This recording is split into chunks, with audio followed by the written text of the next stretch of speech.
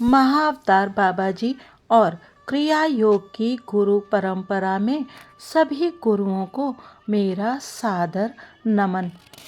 आज सुनते हैं प्रकरण 4 स्वामी परमहंस श्री योगानंद जी का हिमालय की ओर मेरे पलायन में बाधा नामक अध्याय। पिछले अध्याय में हमने सुना था कि 12 वर्ष की अवस्था में स्वामी जी जब काशी जाते हैं और वहाँ पर वो मिलते हैं एक ऐसे संत से जो एक साथ 2 जगह पर उपस्थित रहते हैं। अब स्वामी जी की आगे की यात्रा का वर्णन सुनते हैं। कोई भी छोटा मोटा बहाना बनाकर अपनी कक्षा से बाहर निकल आओ और एक घोड़ा गाड़ी किराए पर ले लो। हमारी गली में ऐसी जगह आकर ठहरना जहां तुम्हें मेरे घर का कोई सदस्य ना देख सके। मेरे साथ हिमालय जाने की योजना बनाने वाले उच्च माध्यमिक विद्यालय के अपने सहपाठी अमर मित्र को मेरा यह अंतिम निर्देश था। अपने पलायन के लिए हम लोगों ने अगला दिन तय किया था। अनंतदा मुझ पर कड़ी दृष्टि रखते थे, इसलिए सावधानी बरतना आवश्यक था। उन्हें पूरा संदेह था कि मेरे मन में भाग जाने की प्रबल इच्छा है और वे मेरी योजना को विफल बनाने के लिए कृत संकल्प थे। तावेज चुपचाप अपना कार्य करता हुआ मेरे अंदर आध्यात्मिक उफान ला रहा था। मुझे आशा थी कि हिमालय में मुझे अपने वो गुरु मिल जाएंगे जिनका चेहरा प्रायः मुझे अपने अंतर मन के दिव्य दर्शनों में दिखाई देता था। पिताजी का स्थायी रूप से कोलकाता में स्थानांतरण हो गया था और अब हमारा परिवार वहीं रह रहा था। पितृसत्ताक भारतीय परंपरा के अनुसार अनंतदा भी अपनी नववधू के साथ हमारे घर में रहने आ गए। वहाँ मैं अटारी पर स्थित एक छोटे से कमरे में नित्य ध्यान करके अपने मन को ईश्वरानुसंधान के लिए तैयार कर रहा था। उस अविस्मरणीय दिन का उदय अमंगलकारी वर्षा के साथ हुआ। सड़क पर अमर की घोड़ा गाड़ी की आवाज सुनते ही मैंने जल्दी जल्दी एक कंबल में एक जोड़ा खड़ाऊं, 2 कॉपीन, एक जपमाला, लाहिड़ी महाशय की फोटो और भगवत गीता की एक प्रति बांध ली। इस पोटली को मैंने 3री मंजिल की अपनी खिड़की से नीचे फेंक दिया। मैं भागते हुए सीढ़ियों से नीचे उतरा और द्वार पर मछली खरीद रहे चाचा जी की बगल से आगे बढ़ गया। क्या जल्दी है? उन्होंने शशांक दृष्टि से मुझे ऊपर से नीचे तक देखा। बिना कोई उत्तर दिए एक उदासीन मुस्कान के साथ उनकी ओर देखते हुए मैं गली की ओर चल पड़ा। अपनी पोटली उठाकर षड्यंत्रकारी सावधानी बरतता हुआ मैं अमर से जा मिला। हम गाड़ी में बैठकर शहर के एक बाजार क्षेत्र चांदनी चौक में गए। अंग्रेजी पोशाक खरीदने के लिए हम कई महीनों से अपने प्रतिदिन जलपान के लिए मिलने वाले थोड़े थोड़े पैसे बचाते आए थे।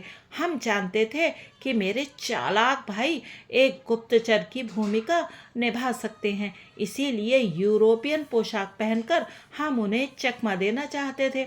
स्टेशन जाते जाते रास्ते में हम सभी मेरे चचेरे भाई जतिन घोष, जिन्हें मैं जतिनदा कहता था, के लिए रुके।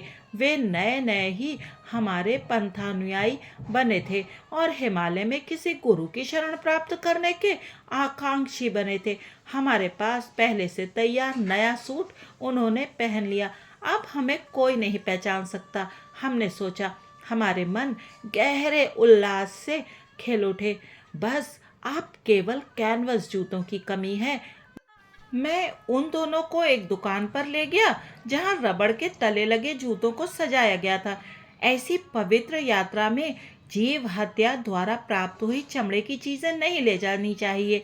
अपनी भगवत गीता की चमड़े की जिल्द और विलायती हैट पर लगे चमड़े के फीते निकालकर फेंकने के लिए मैं बाहर सड़क पर रुक गया। स्टेशन पर हम लोगों ने बर्दवान के टिकट खरीदे। हम बर्दवान में हिमालय के चरणों में स्थित हरिद्वार जाने के लिए गाड़ी बदलने वाले थे। जब गाड़ी भी हम लोगों के समान ही भागने लगी तो मैंने अपनी कुछ महान आशाओं को शब्द प्रदान किए। जरा कल्पना तो करो, मैंने उत्साहपूर्वक कहा। महान गुरुओं से दीक्षा लेकर हम लोग ब्रह्म चैतन्य की समाधि का अनुभव करेंगे। हमारे शरीरों में ऐसी चुंबकीय शक्ति पैदा हो जाएगी कि हिमालय के वन्य पशु पालतू जानवरों की भांति हमारे पास आएंगे। बाघ हमारा दुलार पाने की प्रतीक्षा में बैठी रहने वाली घरेलू निरीह बिल्लियों से अधिक कुछ ना होंगे। भविष्य का चित्र प्रस्तुत करने वाला यह वर्णन, जिसे मैं लाक्षणिक तथा वास्तविक दोनों दृष्टियों से चित्त मोहक मान रहा था, अमर के होठों पर उत्साहपूर्ण मुस्कान ले आया। परंतु जतिनदा ने अपनी दृष्टि दूसरी ओर घुमा ली और खिड़की से बाहर भागते हुए प्राकृतिक दृश्यों को देखने लगे। पैसों को 3 हिस्सों में बांट लेते हैं। जतिनदा ने इस प्रस्ताव के साथ अपने दीर्घ मौन को तोड़ा। बर्दवान में हमें अपने टिकट अलग अलग खरीदने चाहिए। इससे किसी को संदेह नहीं होगा कि हम लोग साथ साथ भाग रहे हैं। मैं बिना किसी आशंका के सहमत हो गया। सूर्यास्त के समय हमारी ट्रेन बर्दवान स्टेशन पर रुकी। जतिनदा टिकट घर में घुस गए। अमर और मैं प्लेटफॉर्म पर बैठे रहे। हम लोगों ने 15 मिनट तक प्रतीक्षा की और फिर उनके विषय में निष्फल पूछताछ की। चारों ओर खोज लेने के बाद हम लोगों ने भय व्याकुल होकर जोर जोर से जतिनदा को आवाजें दी, परंतु वे तो उस छोटे से स्टेशन के चारों ओर फैले अंधकार में ना जाने कहाँ लुप्त हो गए थे। मैं पूर्णतः घबरा गया और इस आघात से मेरे हाथ पांव फूल गए। भगवान को भी यह निराशाजनक घटना मंजूर थी। भगवान के लिए मेरे प्रथम सुनियोजित पलायन के रोमांचक अवसर पर विषाद का निर्मम साया पड़ चुका था। अमर, हमें घर लौट जाना चाहिए। मैं छोटे बच्चे की तरह रो रहा था। जतिनदा का निष्ठुर प्रयाण अनिष्ट सूचक संकेत है। विफल होना ही इस यात्रा की नियत है। यही है तुम्हारा ईश्वर प्रेम। एक विश्वासघाती साथी के रूप में ली गई छोटी सी परीक्षा को भी तुम सह नहीं सकते। अमर द्वारा इसे ईश्वरीय परीक्षा बताए जाने पर मेरा मन शांत हुआ। हमने बर्दवान के सुविख्यात सीता भोग और मोतीचूर का नाश्ता किया।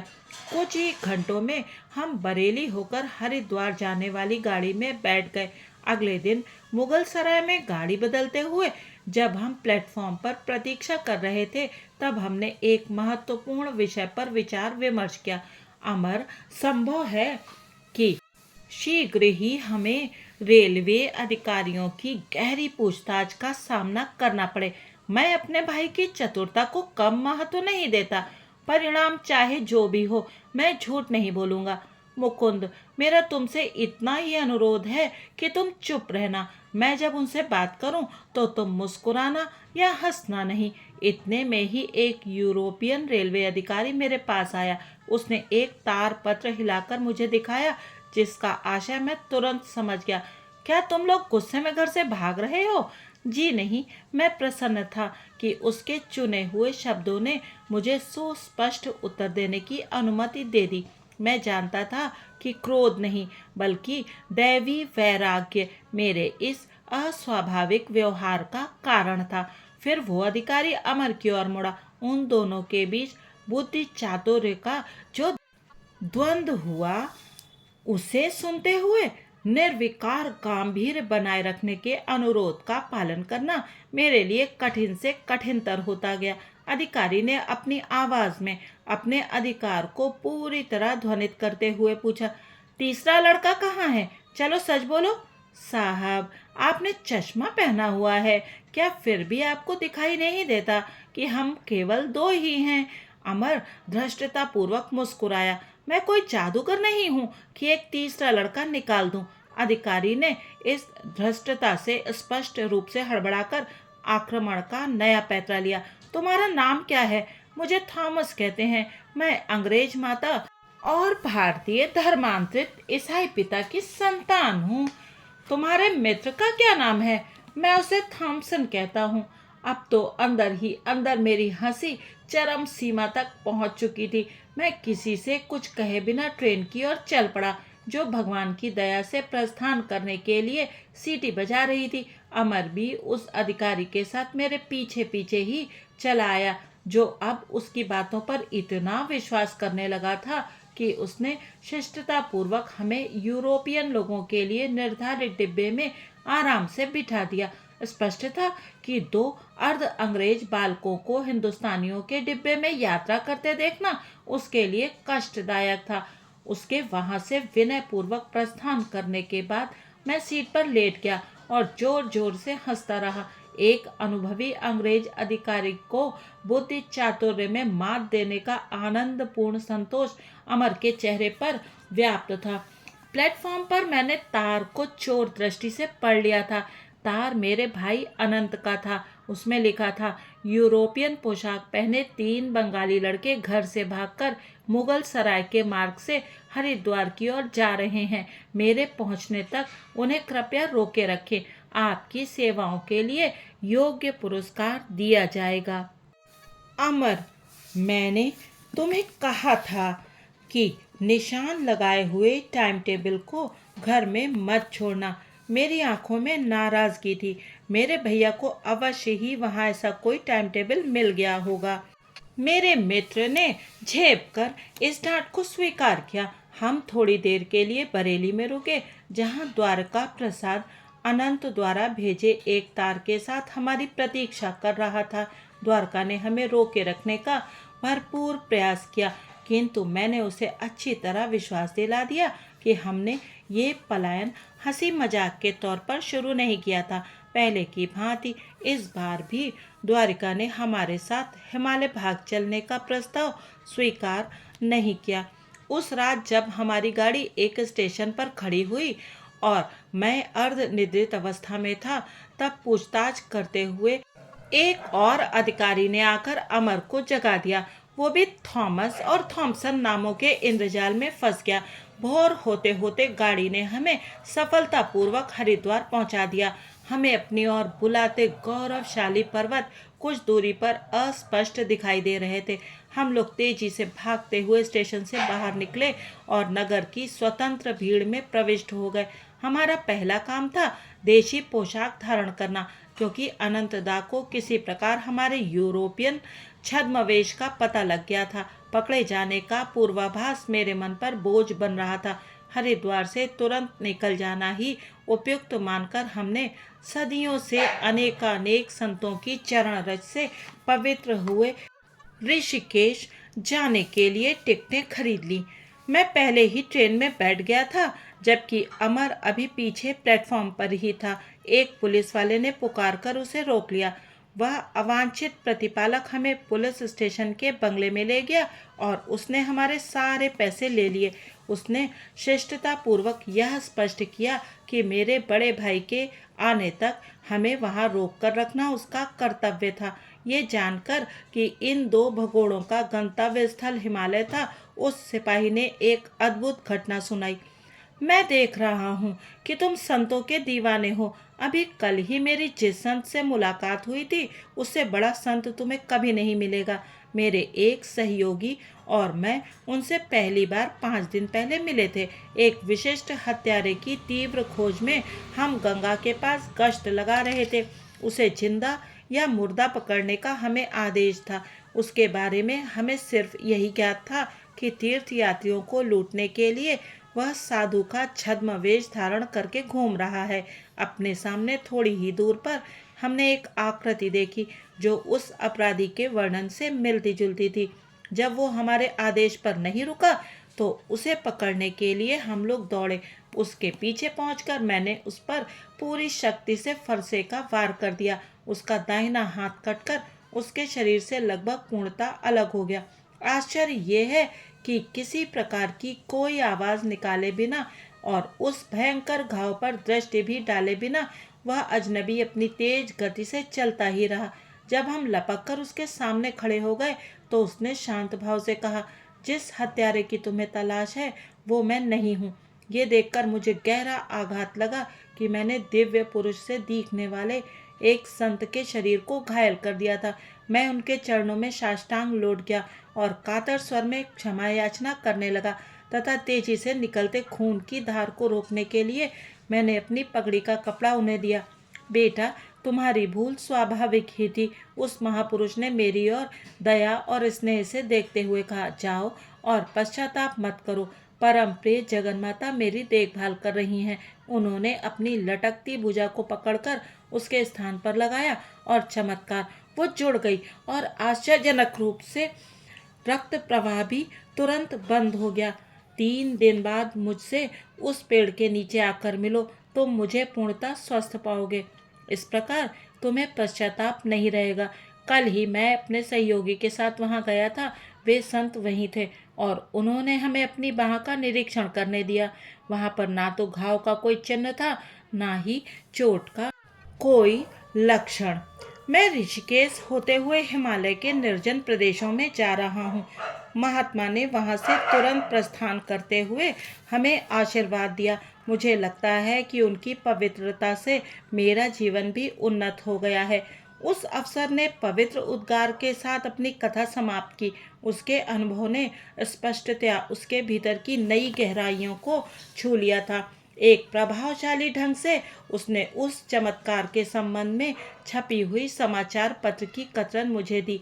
एक सनसनीखेज समाचार पत्र में साधारणतया जिस तरह तोड़ मरोड़ कर समाचार प्रकाशित किए जाते हैं, खेद है कि इसका भारत में भी अभाव नहीं है।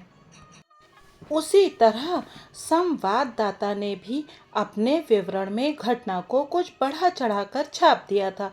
उसमें लिखा था कि साधु का सिर ही धड़ से लगभग अलग हो गया था।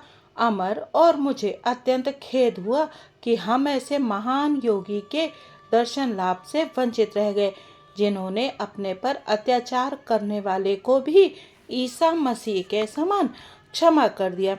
भारतवर्ष पिछली 2 शताब्दियों से आर्थिक दृष्टि से भले ही गरीब हो गया हो, परंतु अभी भी उसके पास दैवी संपदा का अक्षय भंडार है। कभी कभी ऐसे सांसारिक पुलिस अधिकारी भी आध्यात्मिक जगत के गगनचुंबी व्यक्तित्वों के अनायास ही दर्शन पा जाते हैं। अपनी इस अद्भुत कहानी से हमारा समय बिताने के लिए हमने पुलिस अधिकारी का धन्यवाद किया। संभवतः वो हमें सूचित कर रहा था कि वो हमसे अधिक भाग्यवान था। उसे अनायास ही एक आत्मज्ञानी संत के दर्शन हो गए थे, जबकि हमारी उत्कट खोज ने हमें किसी सिद्ध पुरुष के चरणों में नहीं, बल्कि एक घटिया पुलिस स्टेशन में पहुंचा दिया था। हिमालय के कितने निकट, किंतु फिर भी बंधन में होने के कारण कितने दूर। मैंने अमर से कहा कि इस बंधन से मुक्त होने के लिए मेरा मन दुगने उत्साह से जोर मार रहा है। अवसर मिलते ही यहाँ से खिसक चलें। पुण्य तीर्थ ऋषिकेश तक तो हम पैदल भी जा सकते हैं। प्रोत्साहन देने के लिए मैं मुस्कुराया, परंतु जैसे ही हमसे पैसों का मजबूत सहारा छिना, मेरा मित्र उसी समय निराशावादी बन गया। यदि हम ऐसे खतरनाक जंगल से पैदल चलें तो उस साधु संतों के नगर में नहीं, बल्कि बाघों के पेट में पहुंच जाएंगे। अनंत और अमर के भाई 3 दिन बाद पहुंचे। अमर ने मुक्ति के आनंद से अपने भाई का सस्नेह स्वागत किया, परंतु मुझे इस पुनर्मिलन में कोई रुचि नहीं थी।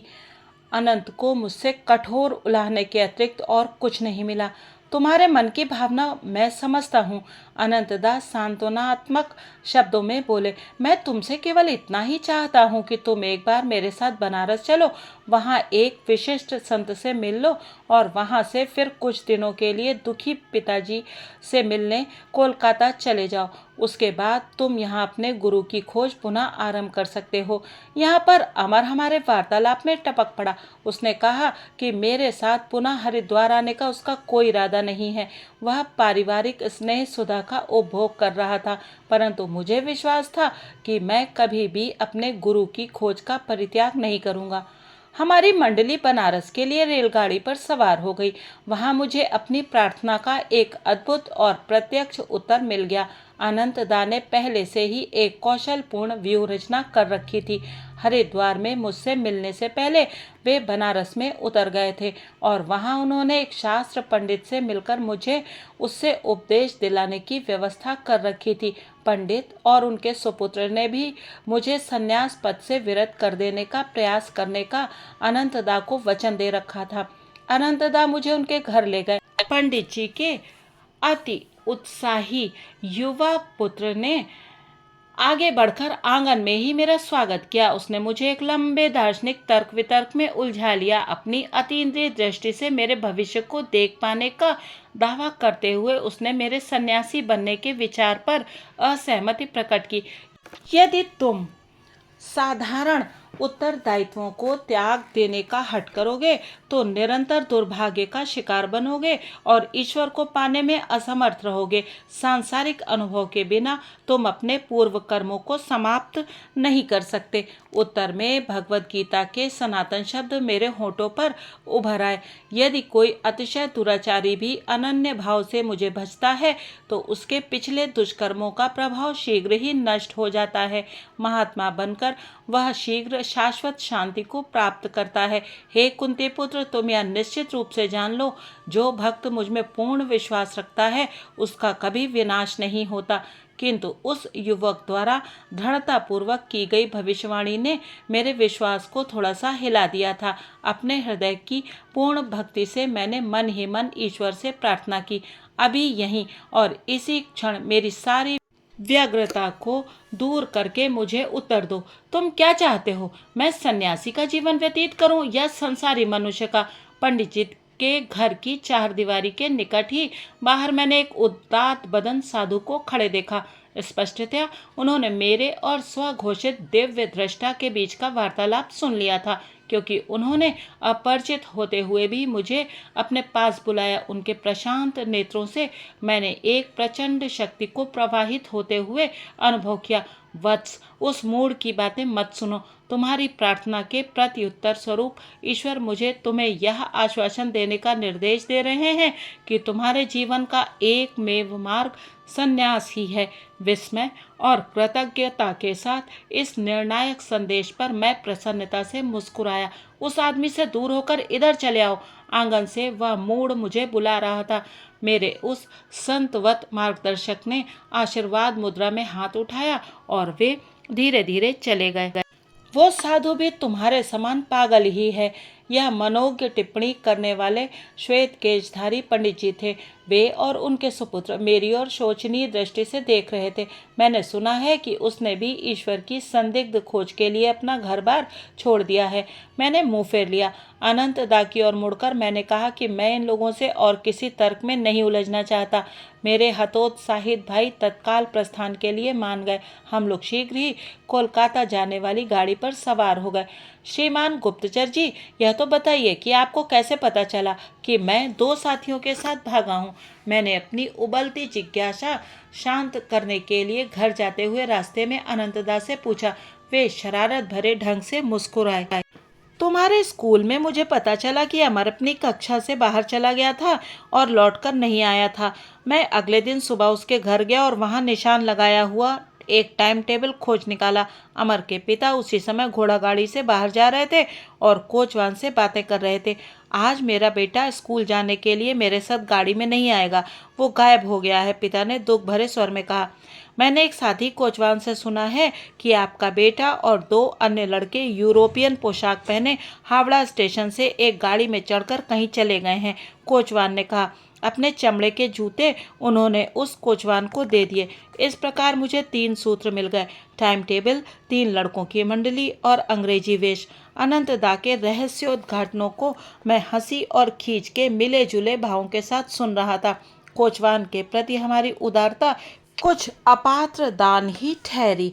यह तो स्वाभाविक ही था कि मैंने अमर द्वारा टाइम टेबल में निशान लगाए गए शहरों के रेलवे अधिकारियों को तत्काल तार भेज दिए। उसने बरेली पर भी निशान लगाया था, इसीलिए मैंने वहां तुम्हारे दोस्त द्वारका को तार भेज दिया। कोलकाता में अपने पड़ोस में पूछताछ करने पर मुझे पता चला कि हमारे चचेरे भाई जतिंदा एक रात के लिए गायब रहे, पर दूसरे दिन सुबह ही अंग्रेजी वेश में वापस आ गए थे। मैंने उन्हें खोजा और भोजन पर निमंत्रित किया। उन्होंने मेरे मैत्रीपूर्ण व्यवहार से निशंक होकर निमंत्रण स्वीकार कर लिया। रास्ते में संदेह रहित ढंग से मैं उन्हें एक पुलिस स्टेशन ले गया। वहां उन्हें अनेक पुलिस अधिकारियों ने घेर लिया, जिन्हें मैंने उनकी डरावनी सूरत के कारण पहले से ही चुन रखा था। उनकी भयावह दृष्टि के आगे जतिंदा अपने रहस्यात्मक व्यवहार का स्पष्टीकरण देने के लिए तैयार हो गए। उन्होंने कहा, आध्यात्मिक भावनामय उत्साह में मैं हिमालय की ओर चल पड़ा। सिद्ध महात्माओं के दर्शनों के विचार ने मेरे अंतःकरण को प्रेरणा से भर दिया था, परंतु जैसे ही मुकुंद ने कहा, हिमालय की गुफाओं में जब हम समाधि में बैठ जाएंगे, तब बाघ भी वशीभूत होकर हमारे इर्द गिर्द पालतू बिल्लियों की भांति बैठेंगे, तो मेरा सारा जोश ठंडा हो गया और ललाट पर पसीने की बूंदें झलकने लगी। मैंने सोचा, तब क्या होगा यदि हमारे योग बल से हिंसक बाघों का स्वभाव नहीं बदल सका, तो क्या वे हमारे साथ घरेलू बिल्लियों का सा आचरण करेंगे। अपने मनश्चक्षु में मैंने पहले से ही स्वयं को किसी बाघ के पेट में बलात् अंतर्वासी के रूप में देखा। वह संपूर्ण शरीर के साथ एक ही बार में प्रवेश करके नहीं, बल्कि शरीर के विभिन्न हिस्सों की अनेक किश्तों में। जतिंदा के अदृश्य हो जाने के कारण जो मेरा क्रोध था, वह हंसी में बदल गया। उन्होंने मुझे जो संताप दिया था, उसका सारा मूल्य रेलगाड़ी में मिले लोटपोट करने वाले स्पष्टीकरण से चुकता हो गया। मुझे स्वीकार करना पड़ेगा कि मुझे इस बात से कुछ संतोष अवश्य हुआ कि जतिंदा भी पुलिस की खातिरदारी से नहीं बचे थे। अनंत, आप जन्मजात गुप्तचर हैं। मेरी विनोदपूर्ण दृष्टिपूर्णता क्रोध रहित नहीं थी, और मैं जतिंदा से कहूँगा कि मुझे खुशी है कि वे विश्वासघात के किसी उद्देश्य से नहीं, जैसा कि प्रतीत होता था, बल्कि केवल आत्मरक्षा की सतर्क सहज प्रवृत्ति से प्रेरित हुए थे। कोलकाता में घर पहुंचने पर पिताजी ने अत्यंत मर्मस्पर्शी ढंग से मुझसे अनुरोध किया कि कम से कम उच्च विद्यालय की पढ़ाई पूरी कर लेने तक मैं अपने भ्रमणशील पांवों पर अंकुश लगाऊं। मेरी अनुपस्थित में उन्होंने एक संतवत पंडित स्वामी केवलानंद जी के नियमित रूप से हमारे घर आने की व्यवस्था की एक प्रेम पूर्वक योजना बनाई थी। ये ऋषि तुल्य महात्मा तुम्हारे संस्कृत शिक्षक होंगे, पिताजी ने विश्वस्त ढंग से घोषणा की। पिताजी को आशा थी कि वे मेरी आध्यात्मिक पिपासा एक विद्वान दार्शनिक से शिक्षा दिलाकर शांत कर देंगे, परंतु परिणाम रहस्यपूर्ण ढंग से उल्टा हुआ। मेरे नव नियुक्त शिक्षक मुझे शुष्क बौद्धिक ज्ञान देने के बदले मेरी ईश्वर आकांक्षा के अंगारों को हवा देने लगे। पिताजी को यह ज्ञात नहीं था कि स्वामी केवलानंद जी लाहड़ी महाशय के एक उन्नत शिष्य थे, उस अद्वितीय गुरु के सहस्त्रों शिष्य थे, जो उनकी अमोघ दैवी शक्ति के चुंबकीय प्रभाव से अपने आप उनकी ओर आकर्षित हो गए थे। मुझे बाद में ज्ञात हुआ कि लाहड़ी महाशय केवलानंद जी को प्रायः ऋषि कहकर संबोधित करते थे। जब केवलानंद जी से मेरी भेंट हुई, तब उन्होंने संन्यास ग्रहण नहीं किया था। सामान्यतया सभी उन्हें शास्त्री महाशय के नाम से संबोधित करते थे। लाहिड़ी महाशय और मास्टर महाशय के नामों के साथ साम्य के कारण कोई संभ्रम उत्पन्न न हो, इसीलिए मैं अपने संस्कृत शिक्षक का उल्लेख केवल उनके संन्यासोत्तर नाम स्वामी केवलानंद जी से कर रहा हूँ। उनकी जीवन कथा हाल ही में बंगला भाषा में प्रकाशित हुई है। सन 1863 में जन्मे केवलानंद जी ने 68 वर्ष की आयु में अपने शरीर का बनारस में त्याग किया। उनका पारिवारिक नाम आशुतोष चटर्जी था। लंबे घुंघराले केश मेरे शिक्षक के सुंदर मुखमंडल की शोभा बढ़ा रहे थे। उनकी काली आंखें शिशु नेत्रों की भांति निश्चल और भोली थीं। उनके छरेरे शरीर की सब गतिविधियों में एक प्रशांत गंभीरता थी। सदैव शांत और स्नेहमय केवलानंद जी अनंत ब्रह्म के चैतन्य में दृढ़ता के साथ स्थिर हो गए थे। हम दोनों के सानिध्य के अनेक आनंदमय प्रहर गहरे क्रियायोग ध्यान में बीतते थे। केवलानंद जी प्राचीन शास्त्रों के सुप्रतिष्ठित पंडित थे। उनके इस अगाध ज्ञान के कारण ही उन्हें शास्त्री महाशय की उपाधि मिली थी, जिसके द्वारा वे प्रायः संबोधित किए जाते थे। परंतु संस्कृत पांडित्य में मेरी प्रगति अनुल्लेखनीय थी। मैं सदा इसी सुयोग की ताक में रहता था कि किस तरह नीरस व्याकरण से जान बचे और योग तथा लाहिड़ी महाशय की चर्चा शुरू हो। मेरे शिक्षक महोदय ने एक दिन लाहिड़ी महाशय के साथ बिताए गए अपने जीवन के बारे में कुछ बताने का अनुग्रह किया। मुझे 10 वर्ष तक लाहिड़ी महाशय के पास रहने का दुर्लभ सौभाग्य प्राप्त हुआ था। बनारस में उनका घर मेरे रात्रिकालीन इष्ट तीर्थ स्थान था। नीचे के तल्ले पर सामने वाली छोटी सी बैठक में वे सदा विराजमान रहते थे। लकड़ी की चौकी पर पद्मासन में बैठे हुए वे अपने शिष्यों से एक माला की भांति अर्धवृत्ताकार में घिरे रहते थे। उनकी आंखें चमकती हुई तथा ईश्वरीय आनंद से नाचती रहती थीं। उनकी सदैव अर्धोन्मीलित रहने वाली आंखें भीतर के दूरदर्शी गोलक में से सदा शाश्वत आनंद के लोक में झांकती रहती थीं। वे कदाचित ही अधिक समय के लिए बोलते थे। यदा कदा उनकी दृष्टि किसी ऐसे शिष्य पर केंद्रित हो जाती जिसे सहायता की आवश्यकता होती थी, तब शांतिप्रद वचन उनके मुख से प्रकाश के हिमप्रपात की भांति झरने लगते। गुरुदेव के एक दृष्टिपात मात्र से मेरे अंदर एक अवर्णनीय शांति खिल उठती थी।